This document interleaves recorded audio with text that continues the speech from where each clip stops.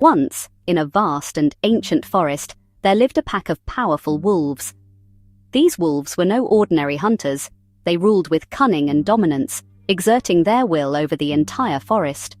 Known as the Silverclaw Wolves, their fangs glinted like molten silver, a mark of their might and their wealth, measured not in prey but in their grip on the forest's lifeblood.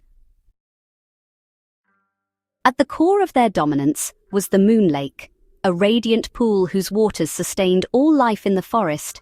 From beetles to stags, every creature depended on its crystal clarity, but the wolves claimed the lake as their own. "Only the strong deserve its bounty," declared Silverfang, their alpha. They drank deeply, hoarded its waters in towering stone basins, and let none approach without tribute.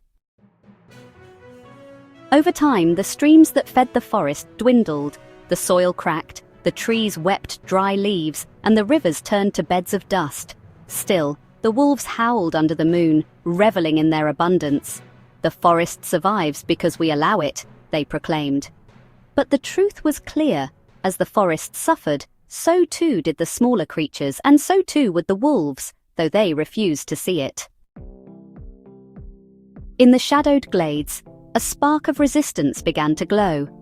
The fireflies, delicate beings whose only defense was their faint light, gathered in secret. "The Moonlake belongs to all," one whispered. "The wolves cannot hoard what sustains life itself." "Even they will perish if the forest dies," said an elder firefly, her glow soft but steady. "They have built their rule on blindness. We must open their eyes." The fireflies devised a plan as fragile as their light. Under the cover of night, they wove their luminescence into dazzling, shifting patterns. Like living constellations, they floated toward the wolves' lair. Mesmerized by the hypnotic display, the wolves abandoned their posts to follow the shimmering procession, venturing far into the depths of the forest.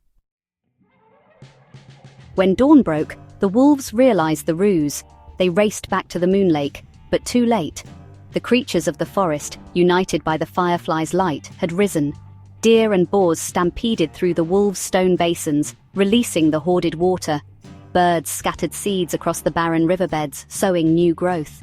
The trees, their roots awakened by the moisture, tore through the barriers that had imprisoned the lake. The Moonlake was free once more. Water coursed through the parched veins of the forest, and life began to bloom. The wolves, weakened and outnumbered, retreated into the shadows, their silver fangs dulled. The creatures of the forest stood together, realizing at last that their strength lay not in submission to the strong, but in the unity of all.